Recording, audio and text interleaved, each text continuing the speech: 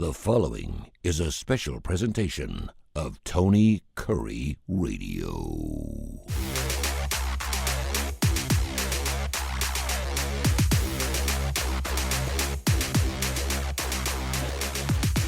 Welcome back to the fabulous K4Wins. K4Wins, one of the hottest handicapping shows there is in radio, and it's the four of us, the four Ks. We, of course, have Kip Keeper, who will join us here in just a second. Case Keeper, who, of course, is spot on there, ground zero in Las Vegas. Las Vegas Sunny is the chief editing. I'm Tony Curry, doing sports radio for 25, 30 years, worked at ESPN. And Kai Gregory, who has been playing both sides for a long period of time, has got his fingers on the pulse of everything that is gambling. Major League Baseball, we are at the 10 or less point of the season, 10 or less games for most teams. Is this the widest open that we've ever seen a Heisman Trophy race? We'll talk about that coming up. And are the Miami Dolphins already done? They get the loss last night. They're now 0-3. We'll start with Case. Are the Miami Dolphins finished? As of right now, they are tied with the Tennessee Titans with a 4% chance to make the playoffs. It's hard to believe that 3 games into the season, Tua Tagovailoa is already done. Yeah, they're probably done as far as the playoffs. 0-3 is just a little harder to come back from. We'll see what ends up happening with Mike McDaniel. I'll tell you what they're not done from is me betting them. I think there's a ton of value on this team right now. I mean, the market has them as like one of the worst teams in the NFL. I loved them last night. I think I gave it out at the end of the show. I had a bunch of pro prop bets that went well too.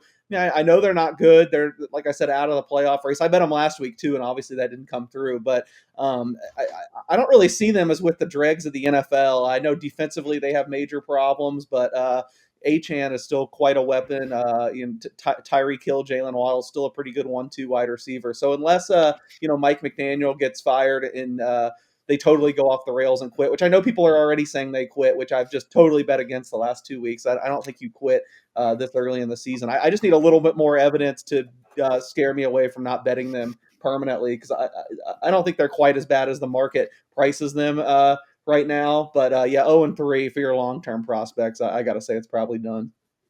We also had the over last night in the college football game, the only one, Charlotte, and the Rice over last night. I think it was 42.5, hit 45 last night. A winner any way you can take it. Kai, what's their numbers look like? Yesterday, 1-0-1 with a push on the Buffalo team total. I'll tell you what, I still think Vegas hadn't caught up in those halftime lines because it's an easy bet. I had Miami in the first half over 9.5 points and Miami over 19.5 points for the game. I don't know what Vegas was thinking about Buffalo's defense, because Buffalo's defense is just not that great, in my opinion. And again, Miami with that 1-2 punch at wide receiver. And Tua, it's not like Tua sucks. If he doesn't have a concussion, he's a decent quarterback. He likes to sling it. So loved that. We talked about it Tuesday. 14-6-1 last weekend. Year to date, 781, 420, and 15. And to all our subscribers, everybody follows. The plays are cutting down during the week, because baseball, you never know. 10 games to go, and the way things are going right now is really difficult when you look at some of the games to predict the pitch counts, who's going to hold up, who's going to sit somebody. This is the time where people that are betting on baseball really, really, really need to pay attention to the lineups, who's in contention, who's not, who's playing who has the easiest schedule to get to the wild card and playoffs and all of those things. We saw a first-time Hall of Famer Clayton Kershaw hang it up after 18 seasons last night, too. Going to be sad to see him go. What a fantastic pitcher he's been in Major League Baseball. One game, Kip Keefer. We've got just a slew of them going in here to week 3 and 4 / depending on whether you're counting week 0. But that's really intriguing to you. We went through, of course, our 2 or 3 games on the starting lineup on our bankroll game. But what's one game you cannot wait to see tomorrow? I mean, I'm probably most looking forward to the Florida Gators at the OK Corral, otherwise known as Hard Rock Stadium, against the Miami Hurricanes. I walked away impressed and distressed, let's use 2 rhyming words, from their game last week at LSU. I thought the eye test for me, Florida was the better team. Now, maybe that was just that night. I'm talking about personnel-wise now. Florida's defense, very solid. LSU's, quote, explosive offense, not so much. They win the game 20-10, but the last touchdown was a pick 6 by the LSU defense. Brian Kelly's making the excuse that Nussmeier's got some kind of torso injury and is not 100%. I don't know if that's true or untrue, But I certainly was impressed again with the Gators' physicality and their personnel. I think the wrong team maybe won that game. I think more or less the strategy of Hugh. I mean, I'm about to say Hugh Freeze. I'm getting him and Billy Sunbelt Billy kind of confused these days because they make similar tactical decisions. They threw the ball 49 times in that game. They acted like they were down several touchdowns. It was a 3-point or tie game most of the time. There was no reason to abandon the running game and just start putting it up for grabs. Yeah, Lagway threw 5 interceptions. When you throw it 50 times, you're going to have a high degree of possible interceptions. So I really kind of intrigued by this game because I think it's kind of a last stand for the Gators. Another loss here, they'll have 3 already. Basically, they're pretty much down the drain with Texas and at Texas A&M next on their schedule. So I really kind of think you're going to see a last stand kind of mentality from this team. And I know Miami's been impressive, but other than the Notre Dame win, I mean, let's once again consider opponents. South Florida came in with a lot of hoopla because they beat Boise and Florida, and they deserved a lot of credit. But I still, I'm kind of waiting for a little bit of an off performance from Miami, a little bit of a bummer. I know personnel wise, they're really good. They're better than LSU, probably personnel wise, or at least on the same level. But I just can't escape the fact that everybody's kind of gone Miami, Miami, Miami. And I just have this feeling in a rivalry game like this that Florida's going to play big. Well, I cannot believe that you're actually saying that South Florida, the way you sounded was like South Florida really wasn't a good peg on whether Miami's a good football team at this point. I mean, Well, I don't know what else I don't know Well, what then else was they it a can good do to peg play that Florida's a bad team because South Florida beat South Florida beat Florida them. and lost to Miami it, by 170? yeah, but Florida kind of beat exactly. themselves in that game, fellas. I don't think South Florida went in there and beat Florida. I think once again they've got a huge coaching problem at Florida. I think the strategy Billy Napier used down the stretch again. There's no way that game should even been that close at the end, and they just mismanaged the game and made ridiculous mistakes. So again, I'm not taking anything away from South Florida. They started off as impressively as anybody in the country. But I'm going to go on record right now and say South Florida is going to be a 4 or 5 loss team by the end of the year. Well, and that may be Ooh, a reason wow. why so many people. Yeah, I'm a little Oh, yeah. surprised there. Mark that. I'm a little surprised that I guess that the line has moved as much as it is because right now Miami, I just saw a 10 for the Miami Hurricanes, so everyone's I betting love it. money on the I'm Hurricanes. not saying they Yeah, went straight up. I say Florida's the play. yeah. Well, you're getting Florida plus 9.5, and it was 6.5 a week ago. So that is certainly the ways to go. Lots of different games going on. Arkansas, Memphis. We'll talk about that. Texas Tech, Utah. Of course, a matchup of top 25. Syracuse and Clemson. Can they get right? Give it up 16.5. You have a couple of rivalry games. Really weird. Washington State. And of course, the rivalry game. Oregon State. Looks like it's going to be a blowout. Illinois, Indiana. Very interesting game in the Big Ten. And we just mentioned the Heisman Trophy. Right now, it is Carson Beck and John Mateer, about the same odds, but they are the furthest odds this late into the season since 2012 for the Heisman Trophy. I want to throw it out the case. Is this the widest open you've ever seen a Heisman Trophy going into week 4? Wow, I'm glad you had that number. 2012, I believe, is Derrick Henry too. It just has a special place in my heart. The first Heisman future I ever hit. I was betting like nothing Yep. back then, but There you that's go. still Yeah. nice. Yeah, Mateer. I wish we could just end it right now, though. I do think Mateer and Beck would probably win if we voted right now, and I have both of those guys. So it's pretty nice to see them both 8-1 at the top of the board. I didn't have the stat like you, so thanks for putting that out. But yeah, I was going to answer that.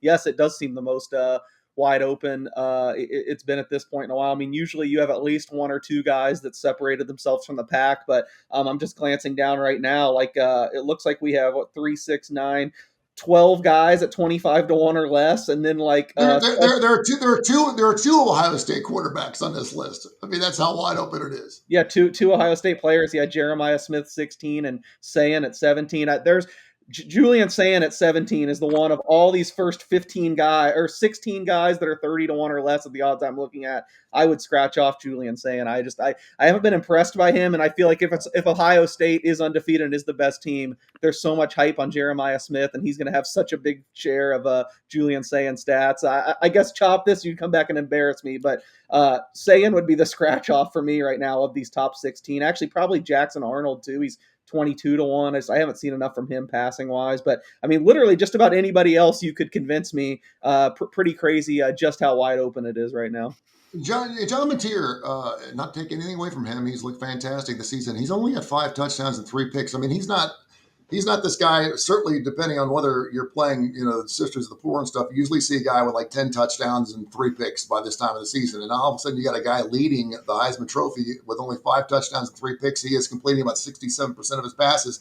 That defense is lights out fantastic for Oklahoma, and I think that's where we're going to see just a wonderful game this weekend, Kai, between the Auburn Tigers. We certainly want to get local here because we do the show in Birmingham, Alabama, but the Auburn Tigers catching now 7 against Oklahoma. And Oklahoma, of course, a lot of people are actually saying that whoever wins this game is going to have an inside track on not only in the SEC, but perhaps making that 12-team playoff. Do you see it that way? No. I don't think Auburn has a chance at getting into the playoffs. I'm really intrigued that the over-under in that game's dropped 3 points since the opening, but I'm going to go backwards real quick for 10 seconds. Heisman Trophy, long shot, throw it in there right now. He's going to have probably 500 yards passing this weekend and get to 1,500 yards passing. Jaden Maeva from USC. I like his schedule and what he can do. He can creep up there, and he's got a coach that will let him throw and let him score as many touchdowns as he can get. Anyway, back to Auburn, Oklahoma. I just don't think. I mean, I like Auburn's talent. I don't think Auburn has a chance at the playoffs. First, I don't think Oklahoma has a chance at the playoffs either. Just in my opinion. But I do think Oklahoma is going to win this game. I really would have liked it to go the other way for me.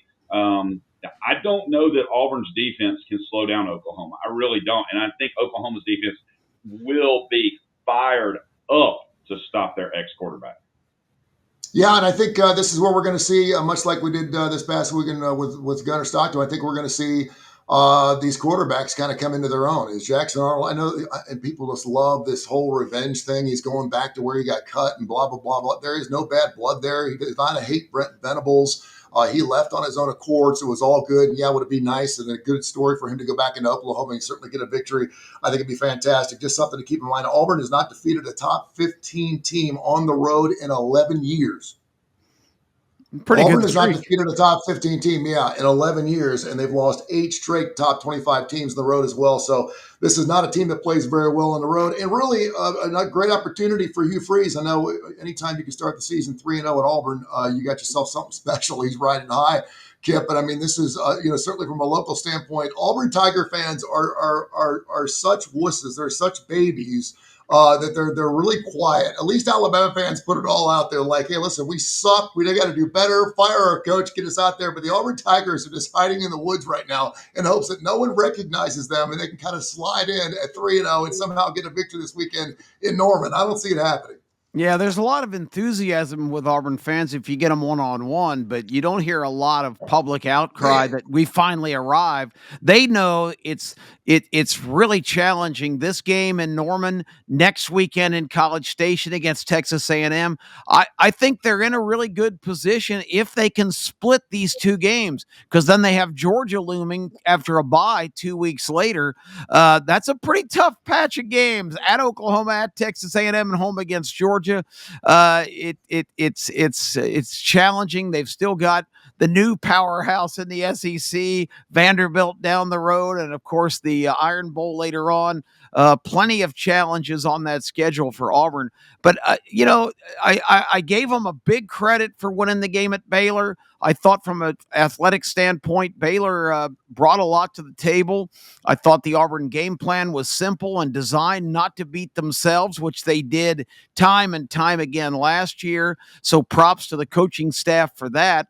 But I don't think the Jackson Arnold shotgun, snap, catch, read, and go is going to work in the SEC very well, because you're going to be playing a lot superior athletes on defense than Baylor brought.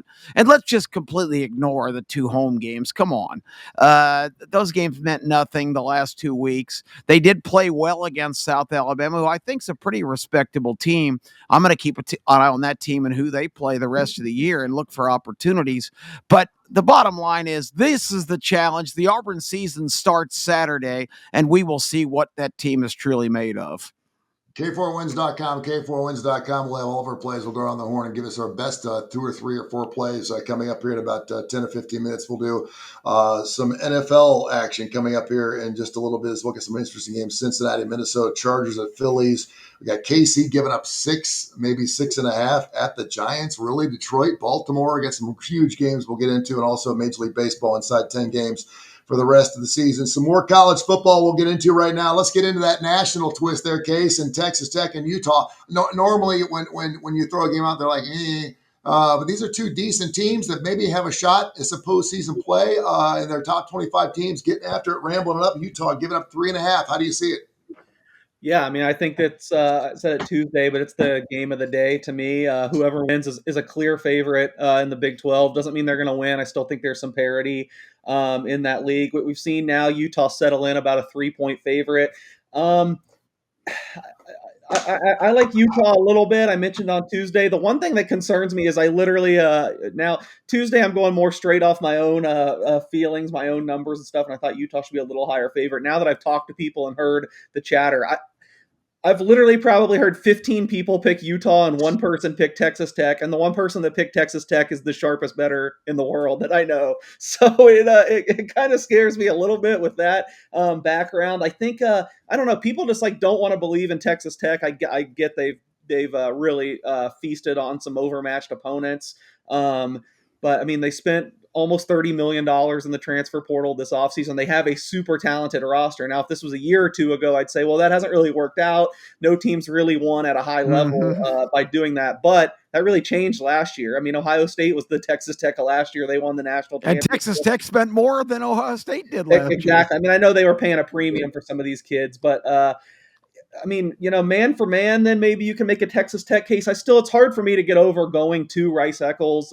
which I've covered a couple games there. I've been there. I mean, you feel the elevation. It is extremely loud, just the way it's shifted. I do think Utah has a little bit better home field advantage than the vast majority of teams in the country. It's a 9 a.m. kickoff. I just think there's some, that's crazy. Yeah, there's some weird, elements that work in Utah's favor, and I just their quarterback Devin Dampier, I think, is just might be the most electric player in the country. I mean, just with what he can do, both throwing, it appears now, and on the ground. Although, if you want to poke holes in him, you could say their best win right now looks like UCLA, who's absolutely awful. So maybe Dampier hasn't completely transformed as much as we've thought. This is just going to be a really interesting game to answer a lot of those questions. It's not something I've ended up firing on. I still slightly lean to Utah, but I mean, Texas Tech has probably 2 edge rushers that are going to go on the first day of the NFL draft. So I know, I think one of you pointed it out, and I agree. Utah does have a great offensive line, but that's really strength versus strength, because Texas Tech defensive line might be the strength of their team, along with Baron Morton too. So I'm really looking forward to this game.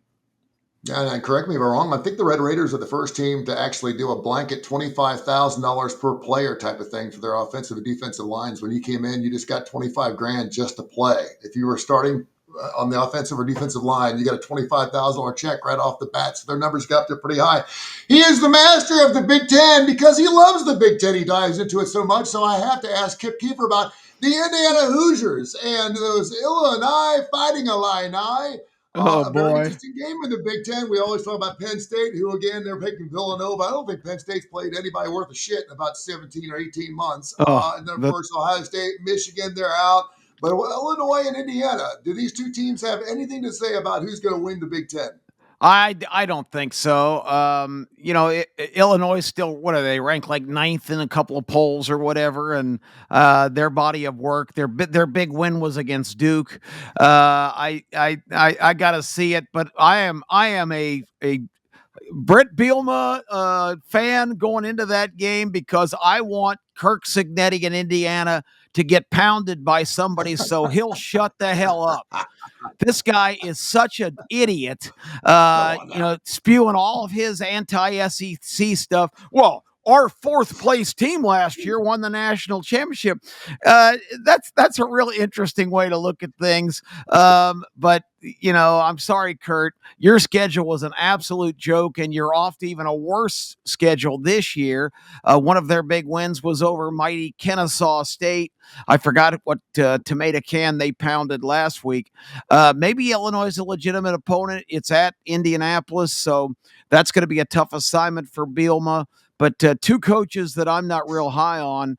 But I just think Indiana is one of the greatest frauds in sports in recent years. And they even his wife, when he was at James Madison, thinking about when they offered him the job, she supposedly, and he admitted this. He said she pulled up their schedule for 2024 on the computer. Goes, honey, I see at least 10 wins for you in this schedule. So, I mean, before Cignetti even got there, they were stacking the deck. Remember, they bought Louisville out of their schedule last year and replaced them with Western Illinois, who they beat 65-0 or whatever. The game at Louisville probably would have derailed the Indiana chances. I will give them credit. Maybe they're the smartest program in the country that realized how inept this system is. Why should we play anybody worth a darn? And last year, they even drew very few Big Ten contenders. They played every bottom feeder of the 6 teams that didn't even qualify for a bowl in the Big Ten. So that's my interest in that game. I just hope the Illini have the performance of the season for them and win on Indiana's field. That will make me the happiest boy in the whole SEC USA. I know. Yeah, good. No, I was just going to say, you talk about this system. We haven't had this system very long, and it's going to go to 16 teams next year, so it's only going to get worse. But they put these games out 4, 5, 6, 7 years out in advance. Yeah, but they change schedules, Tony. They do on occasion, and you're right. They changed one team. It's not like they're changing their entire schedule. That was a pretty major change. Louisville was pretty good last year. It was. And listen, if I'm Indiana and I can play cream puff after cream puff and make it to the playoffs, that's exactly what I'm doing. Yeah, I'm playing they were smart. I'm playing Kennesaw State. Listen, Cignetti is about the smartest guy out there. Listen, I know what you're saying, and I want to see competition. But if Indiana goes to the team playoff every year playing that schedule, you better believe they're going to have that kind of schedule every single year. Knock yourself out, man. I mean, go after it. I know Kai loves when Kip and I disagree, and Tony might too. I don't think we've ever disagreed more on something than Kurt Cignetti. I absolutely love this guy. Maybe my favorite coach in the nation. He's been the best coach to bet on in the country, dating back to when James Madison went to FBS. He finds every little edge. And yes, the scheduling does have to do with that. He found an edge and goes, well, everyone's playing these FCS opponents and stuff. Why should I be playing Louisville when I could be playing Eastern Kentucky? Or I conceded he was smart. They were smart to do that. And all these little, I just love that he shows so much personality. I hate, this is that's 16 years in the industry of all these coaches just saying what they're supposed to say. He says stuff like that to get guys like Kip riled up and all pissed off. And it works. I just love it. So I'm a big Cignetti guy. I will say, let me get up my numbers on this game. I bet Indiana -3.5 heavy on Monday. I think their roster is way better than Illinois. 6.5. Yeah, now it's 6. I made it 6.5, so it wouldn't be a bet for me anymore. But I do think I mentioned it Tuesday to lay it. I really think the roster quality is kind of different here. I mean, Indiana, you could even poke holes in them last year, but they got a huge endowment in the middle of last year. We're talking about Texas Tech. I know they're not at that level, but they spent a ton of money. There's some buzz that Mendoza could be a first-round pick. I mean, Altmaier, I gave my props to last week. I think I've been very impressed by him, but I mean, there's different levels to this potential-wise. I think Mendoza has a higher upside than him. I know Brent Bielema's bully ball, try to push him around up front. Maybe that can work here, but at Indiana, that's tough. And that Duke win on the surface is impressive. They won, 41-17, but they were like +4 in turnovers, got every break. Yep. I'm still not fully sold on Indiana. I mean, on Illinois. Indiana, I don't think they're winning the Big Ten, to answer your question or anything this year. They're not going to be as good as last year, but I do kind of have them a tier above Illinois. We'll see if that's right or wrong this week. Thanks to the Coastal Sports Digital Network for having, of course, Tony Curry Radio on. We love our partnership with them, and we're expanding now on Audacity. It's getting bigger and better every single week. The Coastal Sports Digital Network, and of course, SR1029thegame.com, and of course, everything down in the Fort Myers area. Greatly appreciate you having Tony Curry Radio on. You can hear our podcast on every major industry out there. We're available on everything you get, plus, of course, live on our Tony Curry Radio YouTube page. Let's go around the horn because we got NFL next. We'll start with Kai Gregory because he is dabbling in numbers. He's sending numbers at 9:30 at night. Hey, have you guys seen this line move 3.5 points? And I'm like, dude, go to bed, man. Go to bed. No, He is up to his ass. He's on the ass job numbers. 24/7. 4:00 in the morning. Oh my gosh, this line has moved from 7.5 to 4. Case, what do you think? I love it. It's great. So give me some games that you're loving. And of course, we already got your 2 games. You can give those out again that you gave for the starting lineup in our little contest we got going there. But give me some games that you really love this weekend, Kai. I'm looking for some team totals, but this one just stuck at me that Texas Tech beat Kent State by 48 points, and now Florida State's only a 45-point favorite. And knowing that Florida State's going to want to come in there and they scored 840 points last week against whoever they played. So they're looking to do that again. Some of these lines and the moves, and I'm really waiting on some team totals. I'm interested in that Auburn Oklahoma game. The over/unders dropped 3 points. The Missouri South Carolina game has dropped 4 points. The game Missouri opened up 13.5. It's down to 9.5. I realized, we talked about it before the show because they were wondering if Sellers was going to play. I thought he was playing the whole time. One of the games that really interests me, I know Kip will love this and really want to talk about it, is the Michigan-Nebraska game. Michigan, -2 at Nebraska. I'm really liking. That Texas Tech-Utah game, the totals come down a little bit. It's sitting at 57.5. And I love the trenches matchup. I think Texas Tech has a pretty good defense this year. I leaned Utah at the beginning, and now I'm leaning more towards if I'm going to play it, I'm going to play the under in that game with the early start and everything. I think that's something that could really jump out at people. And I want to see what happens with Case's alma mater, Kansas off a bye, giving up 13 points at home against West Virginia. West Virginia's defense never travels at all, in my opinion. But those are some of the games that I'm looking at early. And then I'm going to go against Kip in this one. That Florida game with Miami, I just what Miami did to South Florida, Miami at home, and I'm really beginning to wonder if after last week, if Florida's not just going to give up. I don't know that I would lay 9. But I just wonder if Florida's just going to point blank give up at this point. And for people who keep calling him Sunbelt Billy, it doesn't look like Billy's going to be around much longer if he can start figuring these games out for sure. He's going to be buyout Billy, Tony. Defensively speaking, Florida looks fantastic, but you don't win football games by putting up 20 points. It's not going to happen. And again, Miami looks fantastic on both sides of the ball. Casey, we're going to talk to you in just a few seconds here about the National Football League, and I'd love to find out where the national public money is going. One game that I think is really interesting, and then I want you to kind of throw out your plays. Ole Miss, Tulane. It looks like Austin's going to be out, but if you talk to Lane Kiffin, he's in. Not sure which quarterback. A lot of people would say, what's that backup quarterback's name, Kip, there for Ole Miss, who's fantastic? You love his name so much? Trinidad, is it corrupt? No, Chambliss. Chambliss. I almost said Carruthers. Yeah.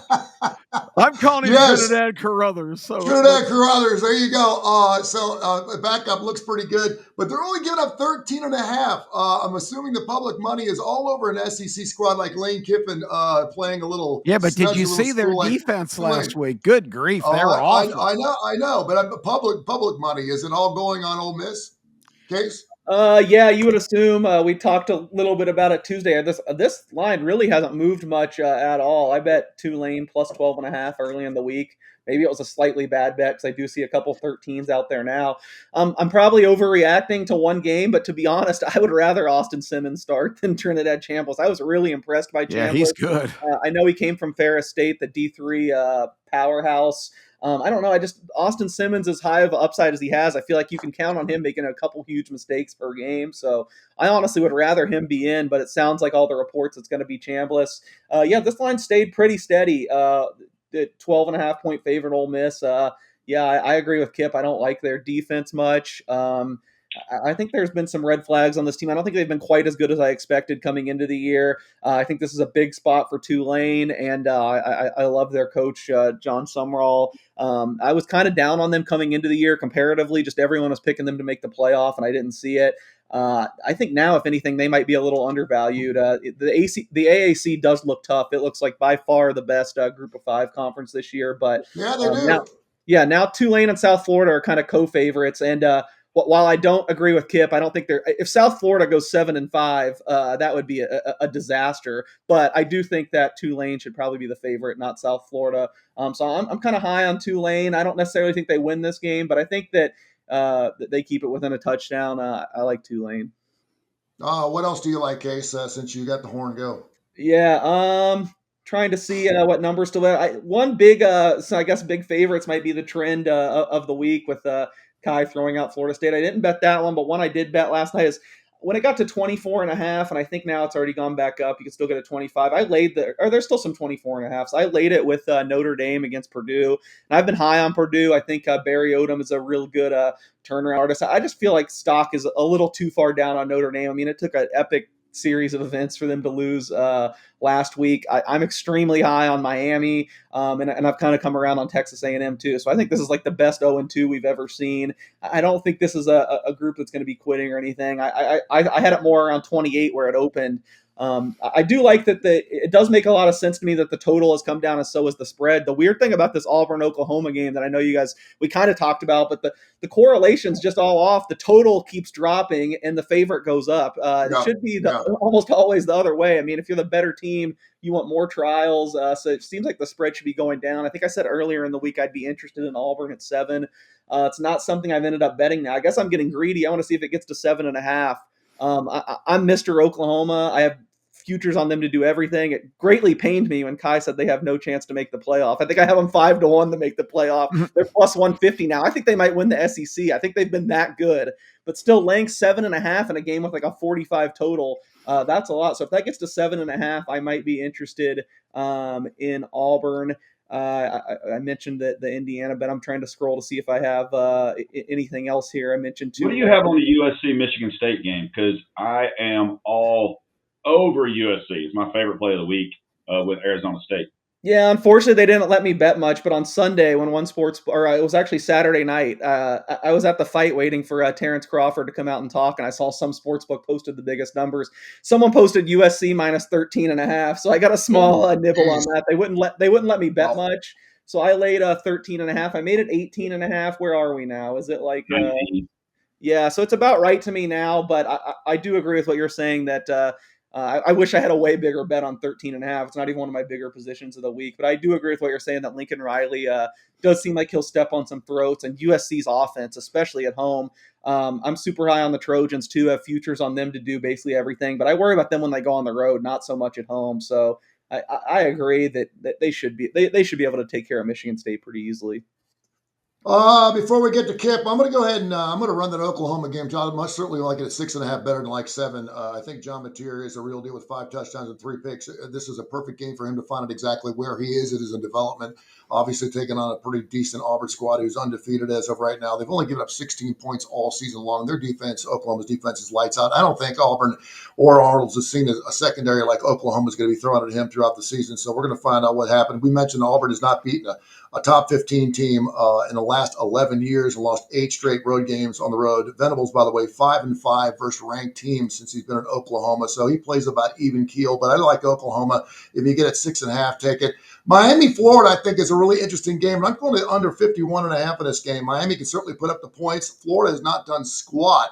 And DJ Lagway has not looked like the quarterback I thought was going to be slinging the ball over the place. Their offense is not good. Their line does not protect him very much. Carson Beck, of course, now all of a sudden we're talking about a Heisman Trophy guy. Just don't lose the game for Miami. He's in a perfect position, just like he was at Georgia a couple of years ago, where he just does not need to be throwing the ball away.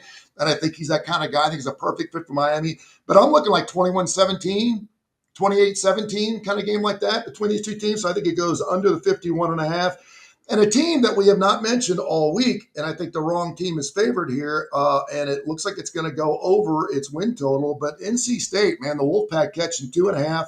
CJ Bailey's doing everything, and he's now running with his legs. A lot of people didn't think he could do that. Mensah's making $7.5 million a year. He's throwing 5 touchdowns and 3 picks. He's had 5 turnovers in his first 3 games of the year for Duke.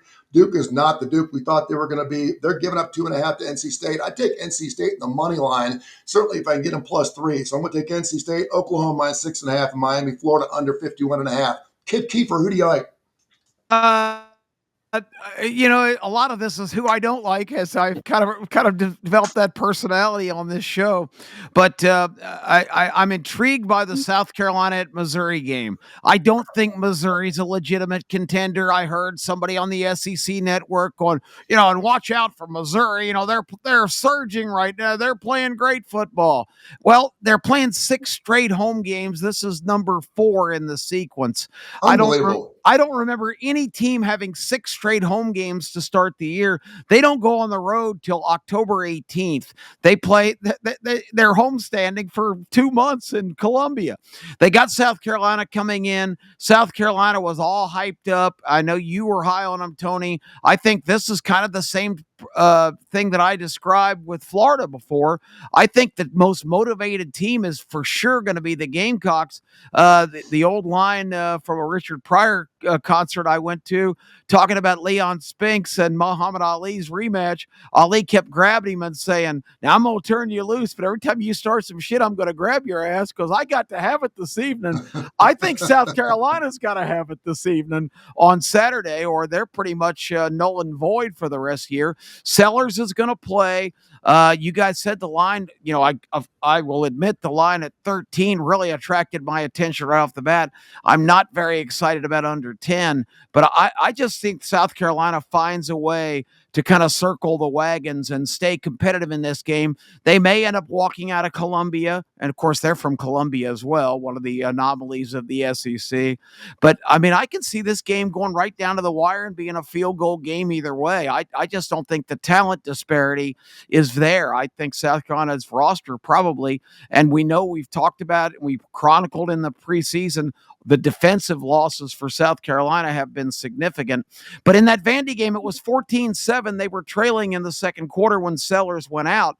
And I don't know where they got this Doty guy who came in and played the rest of the game, but he was god-awful.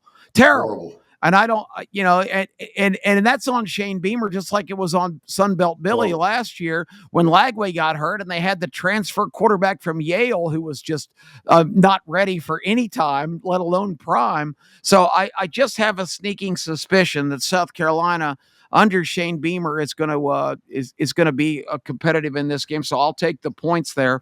I'm hoping it gets back up to double digits.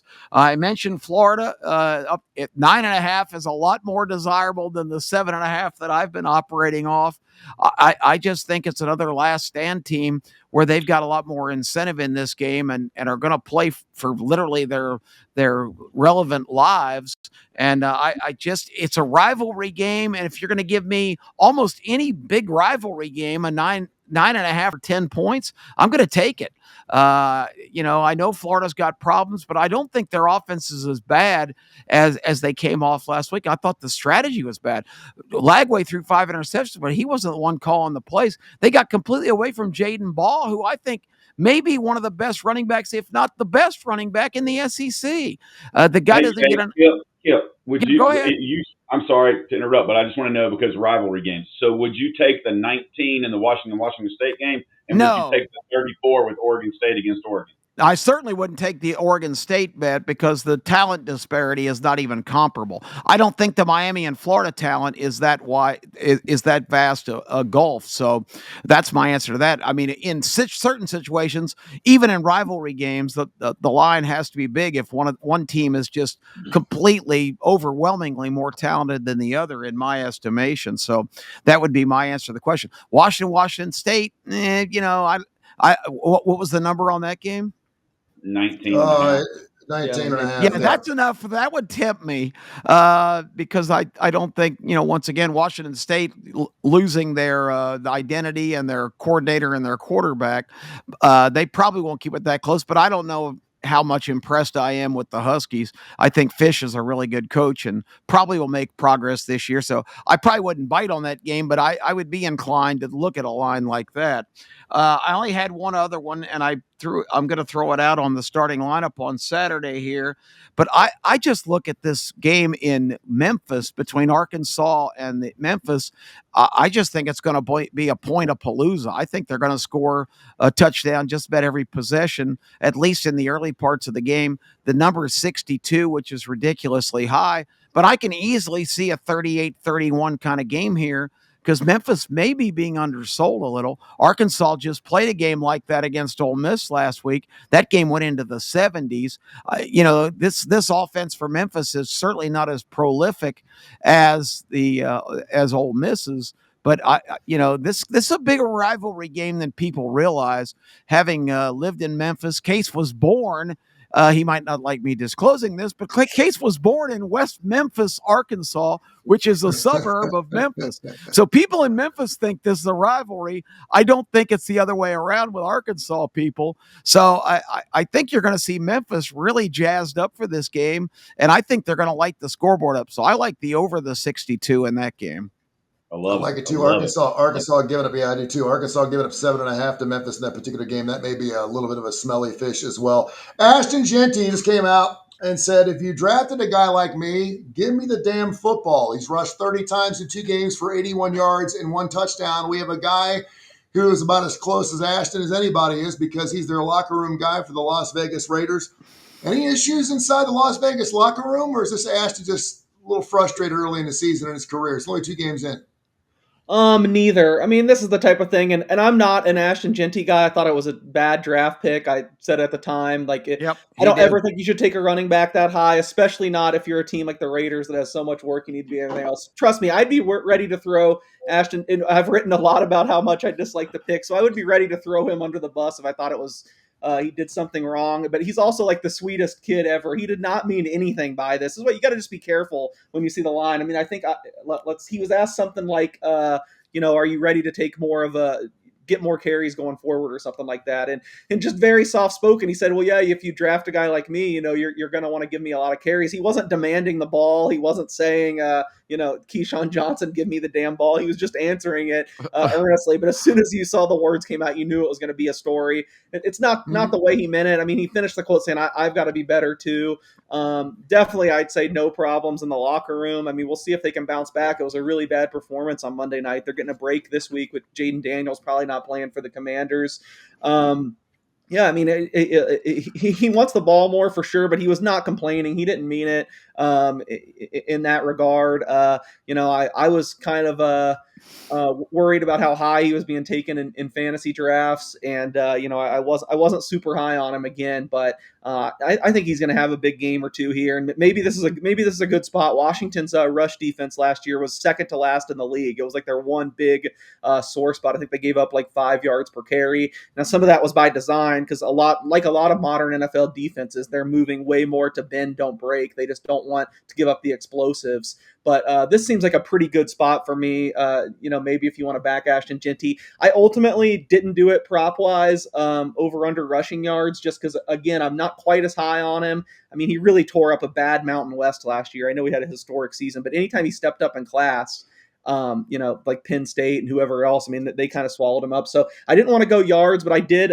My best bet in the paper, we do our game day section every Sunday. My best bet was Ashton Genty over 14.5 rushing attempts. So I do think all this hubbub and them talking about wanting to get him more, I do think they're going to give him the opportunities. I just don't know how he cashes in on them. So to make it actionable, Ashton Genty over 14.5 rushing attempts, only up at a few sports books so far, but I think you see him get like 16 to 18 carries this week.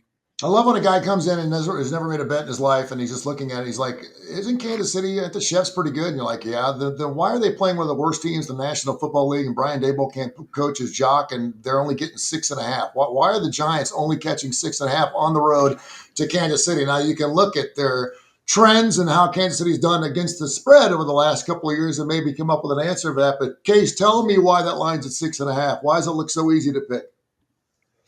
I mean, I don't know. It's on the road, an NFL road game. You're not usually going to be more than like a touchdown favorite, and uh, it's still too early to tell. I always say this: we don't really know what the public sides are going to be till Sunday. I can't find it now, but like the one email I get with the exposure report I saw yesterday, like Kansas City wasn't even in the top 5. Sentiment has really changed on the Chiefs.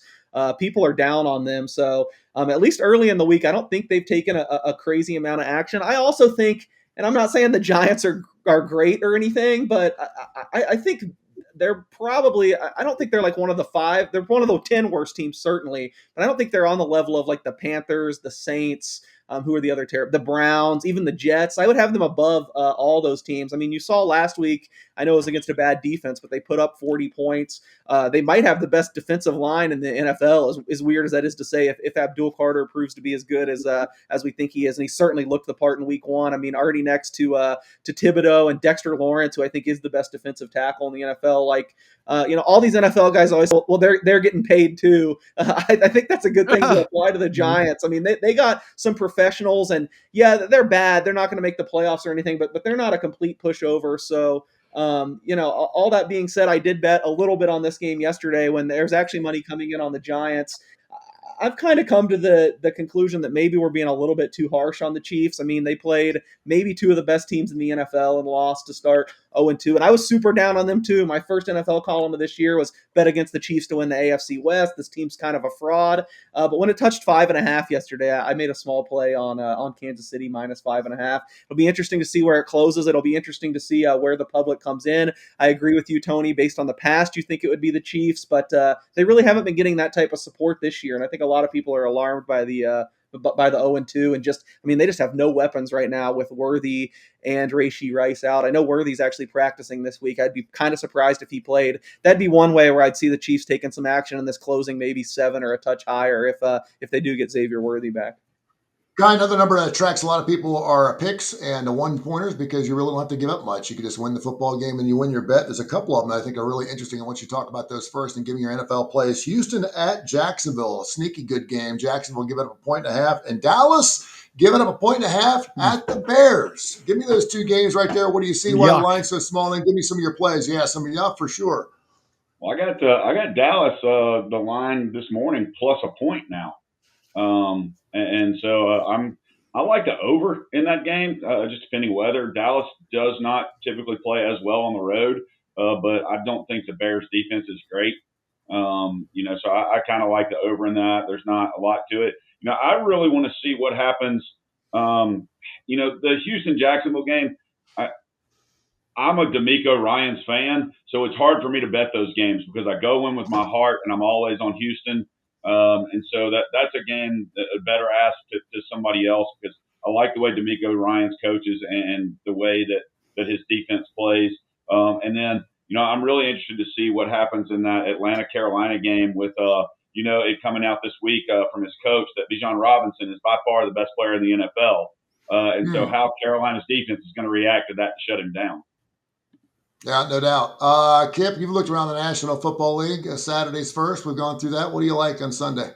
I just got a couple of games kind of penciled out here. I have been all against the Rams the first 2 weeks, and they've bit me right, where.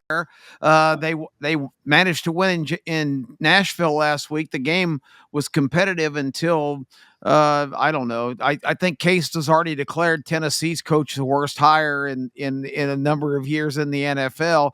And the little bit of that game I saw, I was certainly on board with that because I thought that was a tough spot for the Rams after opening up and winning a really close, ugly game against the Texans, 14-9. I like the home team getting 6, I think, last week in Nashville, but I think Kai said it best on Tuesday. They got to let Cam Ward be Cam Ward and not just be a guy handing the ball off if they're going to have any chance to be competitive. So I'm still against the Rams this week as they go to Philadelphia. I think the Eagles showed a couple of times last year that, there were games that they were not as charged up to play, but I just think they're a better team. I still don't think Matthew Stafford's 100%, although he's performed okay. I probably am not as high on the Rams overall as a lot of other people are, but I just don't see them continuing. I don't see the Rams a 3-0 team, so that may sound like a stupid reason, but I think the Eagles will win that game. And the line, I don't know where it is today, you guys. That I was looking earlier in the weekend, like 3.5 or 4. 3.5. Yeah. Even some Three. even some juice threes now. You can get some -3, -120. What do we got for the line on that game? 3.5. 3.5. As I may have lost my hearing here. I think you have. 3.5 is what it is. Anyway, I'm assuming you guys can still hear me, I also like the Steelers this week, and I'm going to take the Seahawks over the morbid Saints. Yeah, it'd be interesting to see how Aaron Rodgers bites back. I saw something at the bottom of the screen this morning. Does he have to be Superman in order to win football games for Pittsburgh? I don't think he does. I don't think he also needs to throw 4 touchdowns and 0 picks every week either to win, particularly with Pittsburgh's defense. But I will say Cincinnati catching 2.5. I don't think it's doom and gloom. I think they start the season 3-0. I'm not saying they're going to make the playoffs. Jake Browning, I think we may have said on the show, it may have been UK saying, listen, I like Cincinnati's shots making the playoffs better with Jake Browning because he doesn't hold on to the damn football so long. And he's gotten a lot of playing time for the Cincinnati Bengals. He actually has been filling in quite well for one Joe Burrow. Now, would I rather have Joe? Of course I would. But I don't see the huge drop-off in talent between Joe and Jake. So I think Cincinnati catching 2.5, I'll buy it up to 3. And that Baltimore-Detroit game, I can't decide what I'm looking at from Detroit. They had such a special season last year. It almost feels like some type of sophomoric feeling to it. Like a lot of Detroit fans are kind of holding on. They're holding their breath to see if it was for real or not. They're catching 4.5 at Baltimore. I think that could be just a hell of a game. What do you think, Case? Yeah, I'm kind of surprised that so much money has come in on Detroit.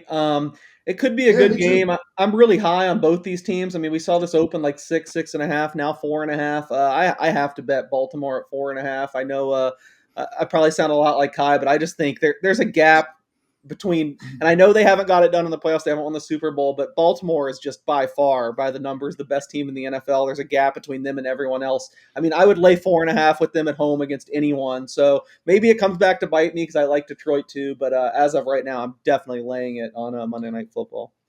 All right, MLB, by the way, K4Wins.com, K4Wins.com at K4Winners on Instagram, not to mention Facebook. You can find us on X. You can find us anywhere. And, of course, the YouTube channel, Tony Curry Radio, TKR. Get the TKR up. Like 100,000 folks have already done that. We've had 18 different podcasts, including this one here. And, of course, special thanks to Coastal Sports Digital Network for partnering up with Tony Curry Radio and K4Wins. We love them. Major League Baseball, 10 games or less. Most teams have played somewhere between the 153, 150 game mark right now. My Cincinnati Reds almost get a no-no last night for Green. He goes complete, one hit shutout against the Cubs, 1-0. They're now 2 games out. They're the next best team to perhaps, and I can't believe I'm saying this because I just kind of wrote them off. With 9 games left, Cincinnati's got a 17% shot at making the playoffs. It would be really fun for me as a Cincinnati Reds fan to see my baseball team actually playing into October. I would love that. I'm not saying it's going to happen, but they got something to play for in Cincinnati in mid-September. And whenever that happens, it's a pretty special town to be in. Kai, what do we look like in baseball, man, as we come down to the nitty-gritty in the last couple of weeks? I mean, I wrote it down before the show, and I know how you feel. I think the Mets in Arizona are the last 2 spots there from the National League. But although the Mets have sucked here lately, but Philly, Milwaukee, the Cubs, the Dodgers, fighting for the last spot.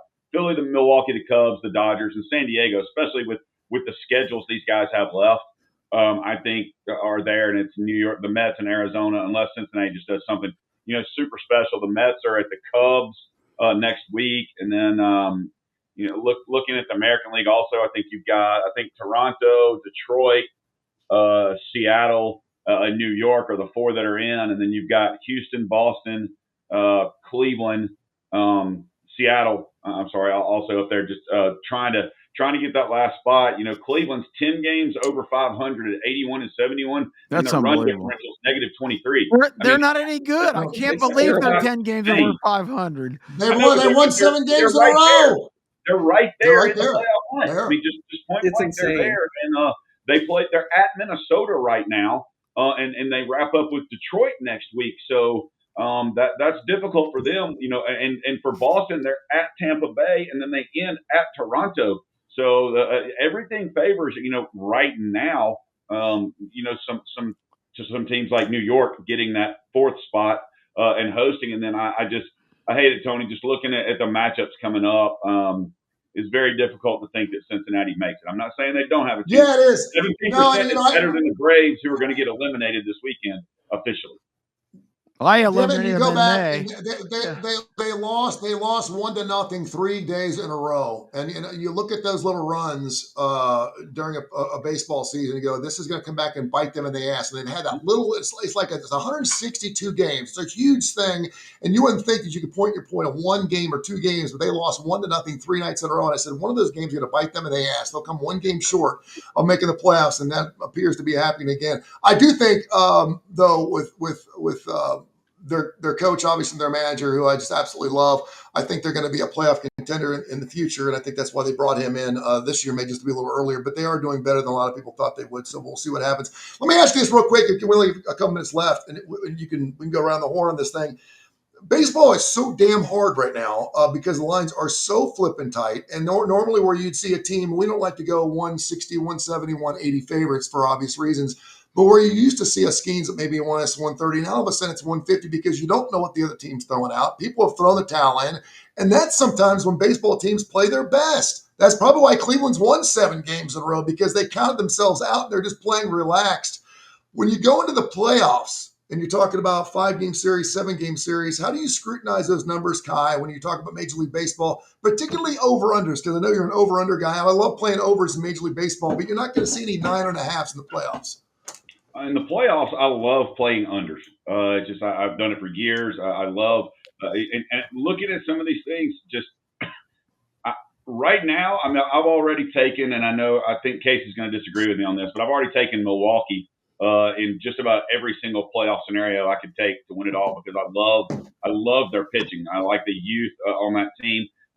If Boston makes the playoffs, I kind of like Boston in the playoffs.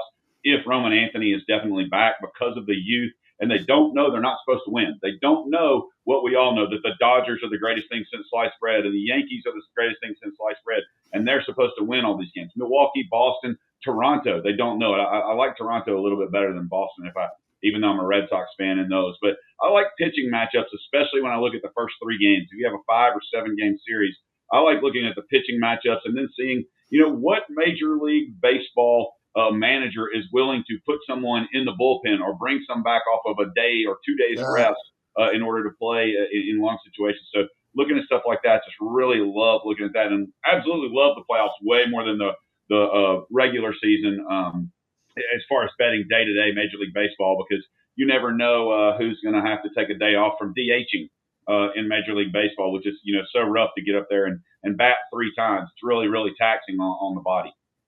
We're having that we're having that major day. It only happens a couple times during the entire season when we see all 4 major sports playing at the same time. Hockey's kicking up here in October. I cannot wait for hockey to kick off. Of course, we've got a couple of people in this box right here that are huge hockey fans. So if you're thinking, I ain't going to bet on hockey, listen, you want to win some money? You want to win money? Yeah. You want to win some money? Then you bet on some hockey. It's going to be unbelievable. Hockey, Major League Baseball, NFL, and college football all at the same time, man. What a great time of the year. So it's good stuff. Better time to be checking out K4Sports.com, K4Sports.com. We just redid the site. Kai's did a wonderful job at picking all those games. And, of course, we do pick games thoroughly and several times during the day. And, of course, that happens on Saturdays and Sundays as well. Go to K4Wins.com, K4Wins.com. You can also check us out on our YouTube page, Instagram, and X as well. Gentlemen, thank you so much. Have yourself a wonderful weekend. Let's get some big-time winners, make some bankroll this week, and we'll catch up back on Tuesday, okay? I'm going to say it for the first time in my life. Go Gators! Go Gators. See you guys. Thank you, man.